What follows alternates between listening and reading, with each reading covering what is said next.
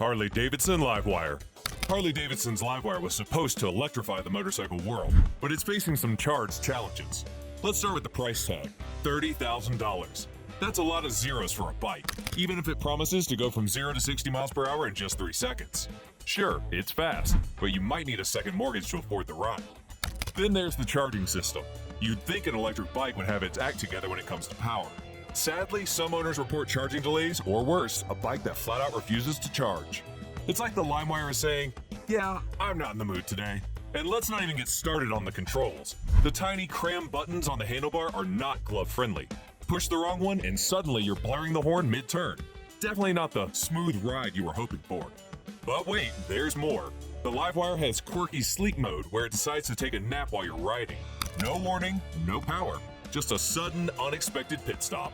Not exactly the action movie vibe you were going for. On the bright side, when the Livewire decides to play nice, it offers great performance for city commutes. Just don't plan on any long-distance adventures. Finding a charging station in the middle of nowhere is like searching for a unicorn. So, Harley's electric revolution is still in its awkward teenage phase. With a bit of work, it could finally live up to its promise, if it doesn't take another nap first. Honda DN1. Alright, buckle up because we're diving into Honda's bold experiment, the DN01. It's the motorcycle scooter hybrid that screams, "Look at me, I'm different!" But here's the catch. It's priced like a luxury yacht at $17,000. Seriously, for that kind of cash, you could get a BMW and still have change for a weekend getaway. Let's talk about the ride. For those of us over 6 feet tall, getting comfortable on this bike is like trying to squeeze into a pair of jeans 2 sizes too small. The footboards?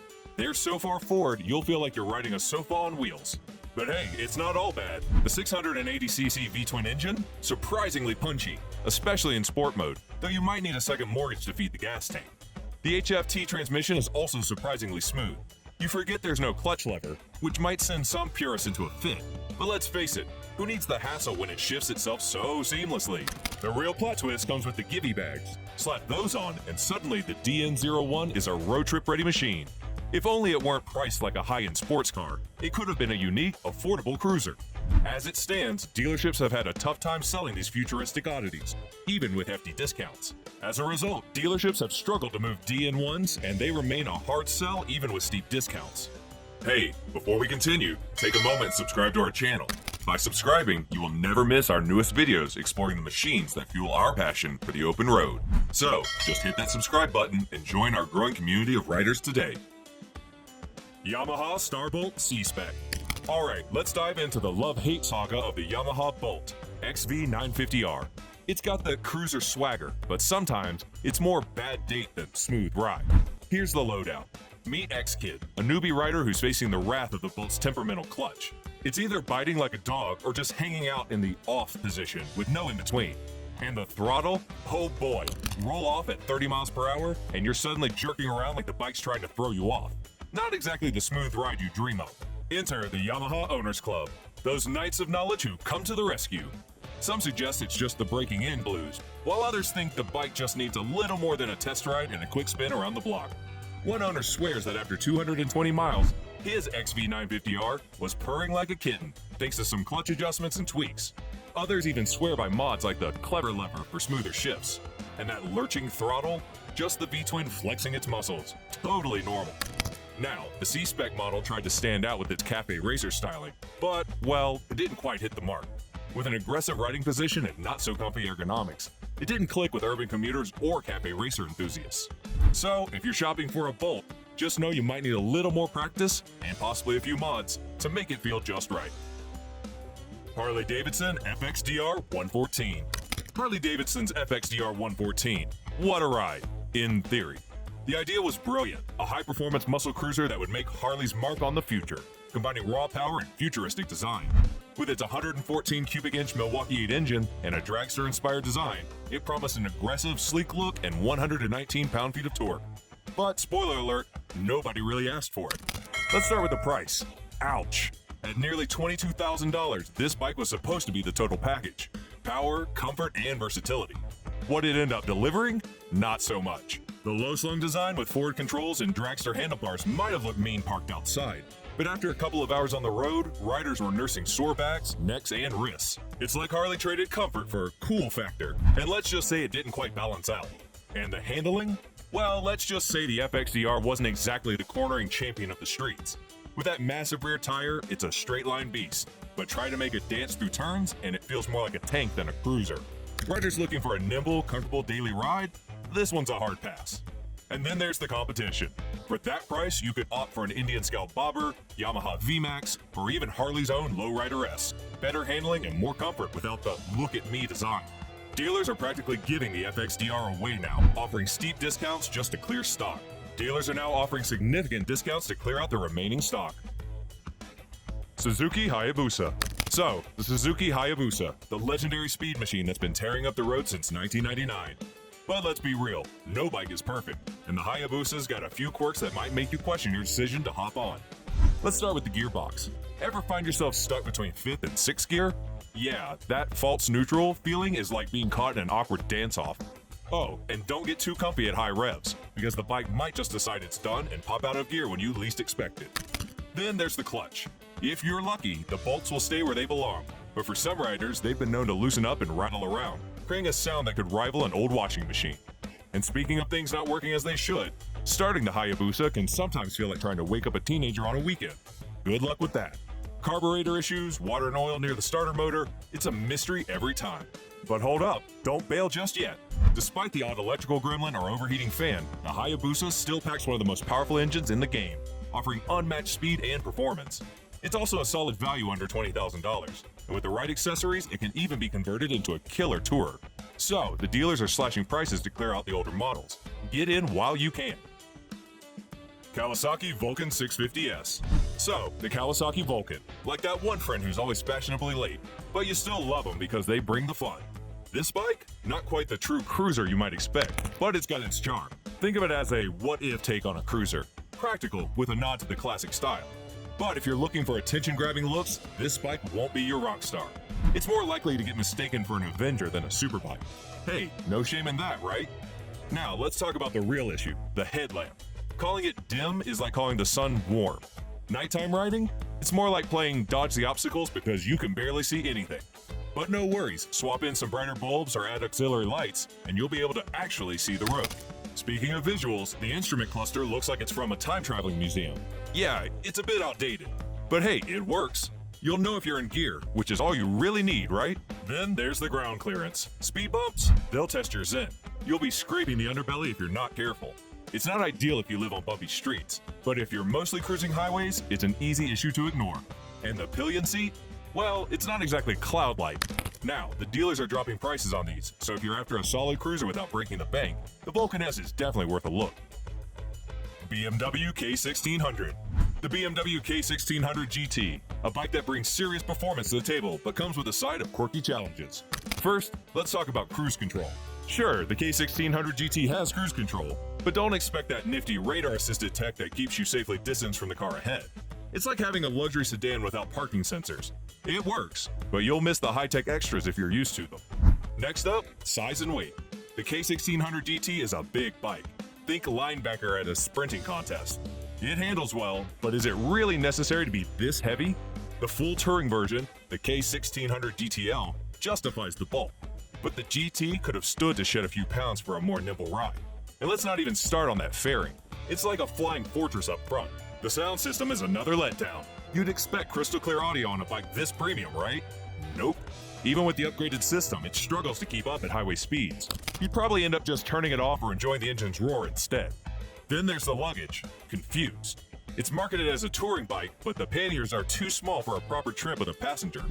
Go for the K1600 GTL if you want comfort and space for long-haul adventures. And the price?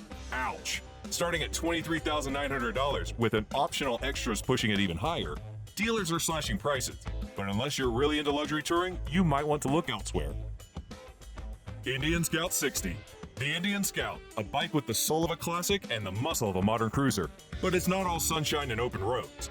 While that sleek V-twin engine and 100 horsepower are enough to make you grin, there are a few bumps on the road.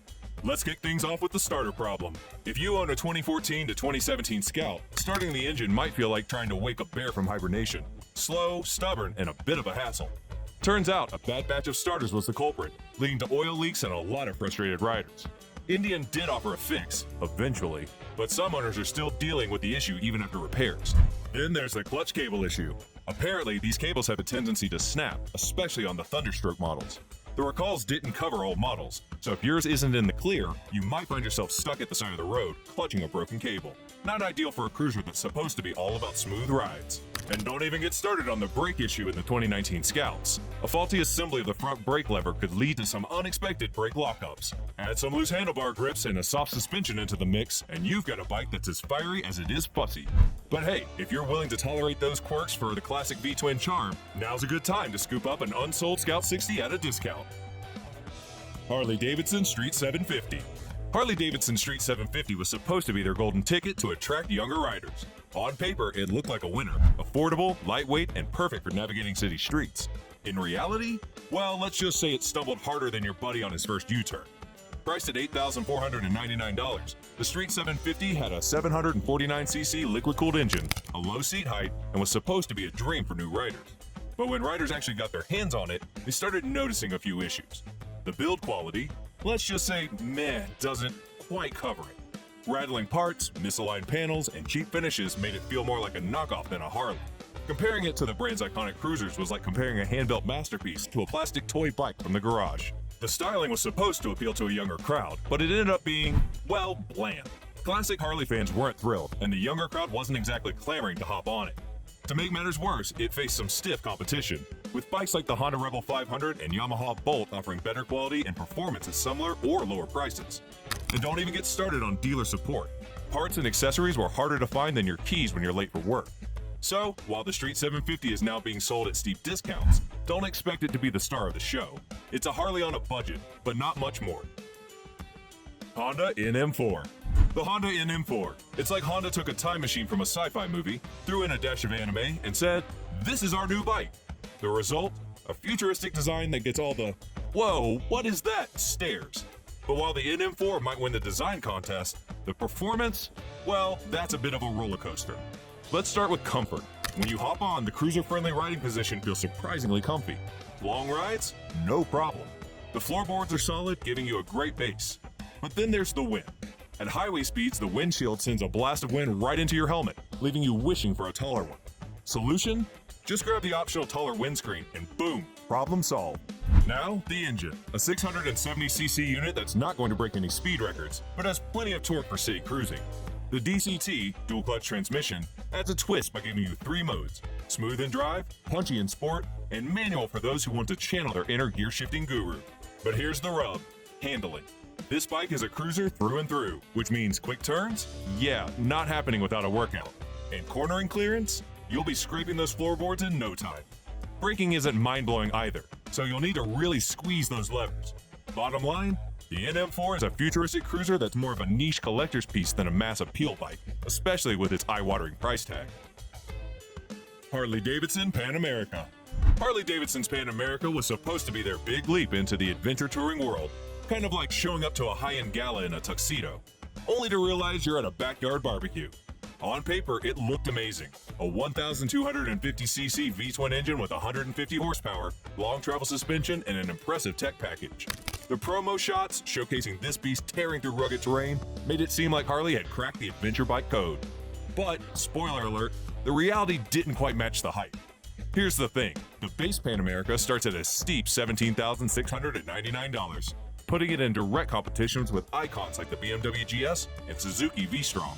While the Pan America brings solid specs to the table, these rivals offer better performance, superior tech, and frankly, better bang for your buck. Harley tried to play in a competitive field, but it kind of flopped. Adventure touring riders want reliability, versatility, and a bike that just works, especially when they're shelling out the big bucks. So when Harley released a bike that wasn't quite there in terms of polish or performance, seasoned riders weren't exactly scrambling to trade in their bikes.